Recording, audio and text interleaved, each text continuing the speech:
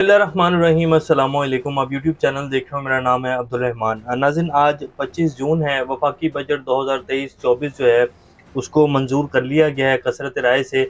अब उसमें नए क्या अहदाफ हैं वो आपके सामने रखेंगे। मिलिट्री कोर्ट्स के हवाले से क्या फ़ैसला आ सकता है, क्या मिलिट्री कोर्ट्स लगेंगी, क्या अदालत स्टे दे देगी, क्या इस फैसले को माना जाएगा। ईद के बाद कहा जा रहा है कि जी बहुत ज़बरदस्त तरीके से एक्शन होने जा रहे हैं। इमरान खान साहब के ऊपर जो है लकीर लगा दी गई है और इमरान खान साहब का नाम जो है बिल्कुल काट दिया गया, वो इक़्तिदार में नहीं आएंगे। और कुछ तो ये बातें भी हो रही हैं कि जी जनरल ज़िया साहब का दौर जो है वो याद आ जाएगा। और जनरल ज़िया साहब के दौर में तो सहाफ़ी और जितने भी सियासी लोग थे उनको कोड़े तक मरवाए गए थे।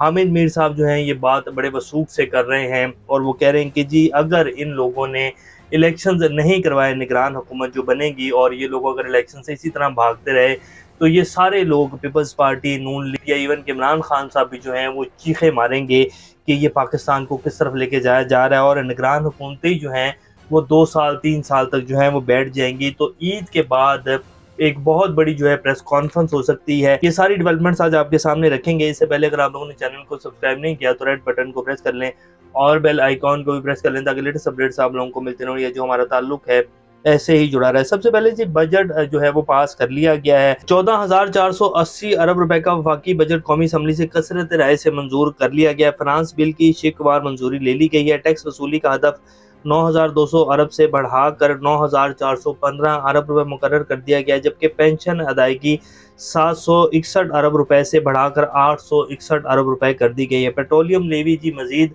बढ़ाने जा रहे हैं। पहले 50 रुपए फी लीटर थी, अब जो है 60 रुपए फी लीटर की जो है वो मंजूरी दे दी गई है।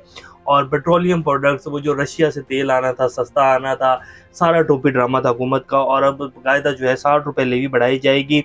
तो अगर आप लोग ये सोच रहे हैं कि जी आने वाले जो दिन हैं उनमें कोई महंगाई में कमी आ जाएगी, तो ऐसा कुछ नहीं होने जा रहा। पाकिस्तान की इकॉनमी और पाकिस्तान जहां पहुंच चुका है, अगले 2 से 3 साल में भी कोई महंगाई में कोई फ़र्क आ गया तो बड़ी गनीमत होगी, लेकिन ऐसे कोई आसार जो हैं वो नज़र नहीं आ रहे हैं। IMF जो है जो उनके मुतालबात थे उन्होंने उनसे मंजूर करवा ली हैं, लेकिन अभी भी IMF अगर इनको जो 9वां जायज़ा था, जो पुराना एक लोन था वो दे दे तो बड़ी गनीमत है, लेकिन देगा नहीं IMF।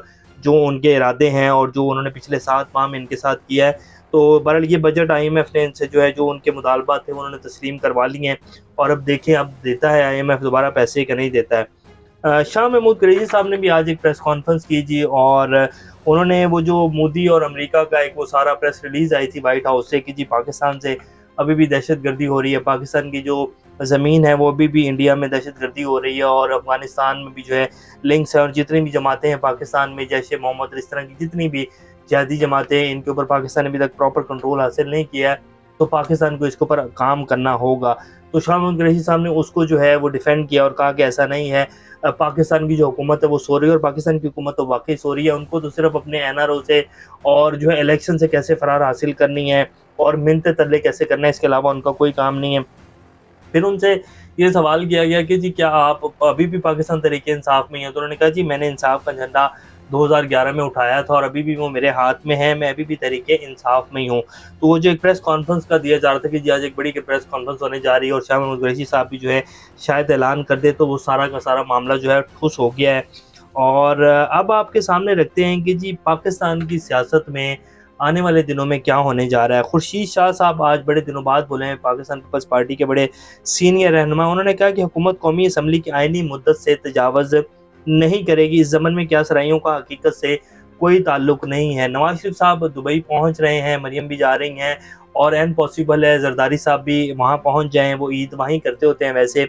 और उनकी मुलाकात का जो है वो कहा जा रहा है कि शायद वो उनकी मुलाकात भी होगी, और उसमें जो है इलेक्शन के हवाले से बड़ी कोई अहम पेशरफ्त सामने आ सकती है, क्योंकि ये बातें हो रही हैं कि जी एक बड़ी अहम प्रेस कॉन्फ्रेंस जो है वो आ सकती है ISPR की तरफ से, जिसमें तमाम तर सबूत जो है वो सामने रखे जाएंगे 9 मई के वाक़यात के हवाले से, और बाकायदा सबूत होंगे। ये नहीं होंगे जिस तरह हुकूमत सबूत पेश करती रही है, जिस तरह IG साहब प्रेस कॉन्फ्रेंस करके सबूत देते रहे हैं, वैसा कोई चक्कर नहीं होगा। बाकायदा सबूतों के साथ, शवाहिद के साथ जो है प्रेस कॉन्फ्रेंस की जाएगी, और उसके बाद अगला लाहेअमल दिया जाएगा, और नो माफ़ी का ऐलान जो है वो कर दिया गया, क्योंकि आर्मी चीफ की कुछ सहाफ़ियों के साथ जो है ऑफ द रिकॉर्ड बातचीत हुई है, और बड़ी دیر تک یہ بات چیت چلتی رہی ہے، جس کے اندر سے اب یہ ساری باتیں سامنے آ رہی ہیں، اور وہ کہہ رہے ہیں کہ جی عید کے بعد جو ہے بڑا گھمسان کا رنگ جمے گا اور نو معافی کا اعلان ہے، اور ایون کہ ان لوگوں کے خلاف بھی کارروائی ہوگی جو اداروں میں ہیں اور جو ادارے کا حصہ ہیں، اگر ان کی بھی غفلت ہوگی تو ان کو بھی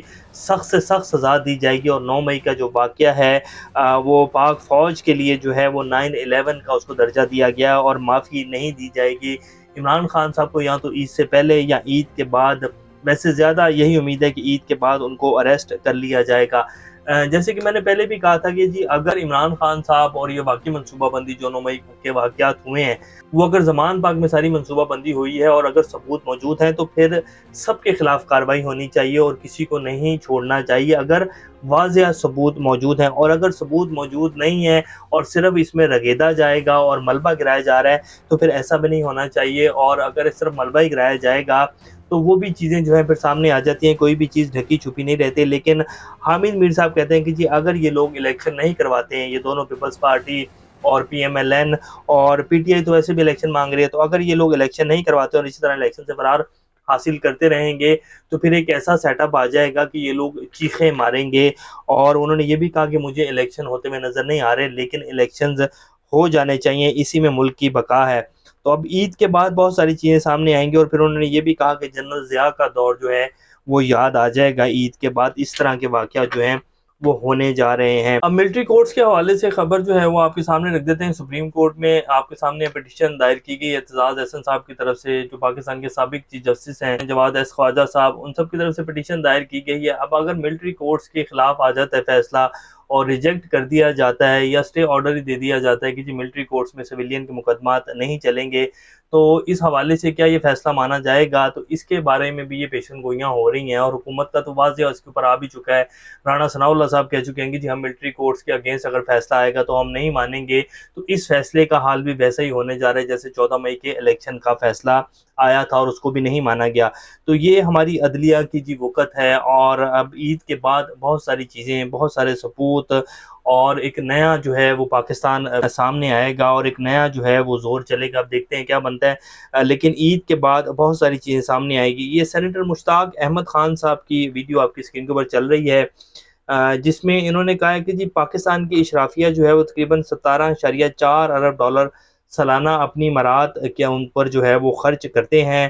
ایک کارپوریٹ سیکٹر ہے، پاکستان کے 1% بزنس مین ہیں، 1.1% جاگیردار ہیں جو کہ پاکستان کے 22% زرعی رقبے کے اوپر جو ہیں وہ قابض ہیں، اور اسی طرح ملٹری ایلیٹس سب کو ملا کر تقریباً 70.4% جو پاکستان ہے، اور پاکستان کا 50% بجٹ جو ہے وہ اشرافیہ کھا جاتی ہے۔ یعنی کہ پاکستان کی جو 25 کروڑ عوام ہے وہ صرف اس 1% اشرافیہ کو پال رہی ہے، اور اس پورے نظام نے اس پورے پاکستان کے اوپر اور 25 کروڑ کا جو وسائل ہیں ان کے اوپر قبضہ کیا ہوا ہے صرف 1% لوگوں نے۔ تو یہ پاکستان کی حقیقت ہے، اور بنگلہ دیشی سے ہی کہتے ہیں کہ جی شکر ہے ہم لوگ آج سے کئی دہائیوں پہلے جو ہے پاکستان سے الگ ہو گئے تھے۔ آج ان کی اکانومی دیکھیں، ان کے ٹکے کی ویلیو دیکھیں، جو کہ پاکستان میں بڑی مشہور مثالیں تھیں کہ کیا ٹکے کی اوقات ہے، تو آج ان کا ٹکا پاکستانی روپے سے بہت اوپر ہے، ان کے ذخائر پاکستان سے بہت زیادہ ہیں۔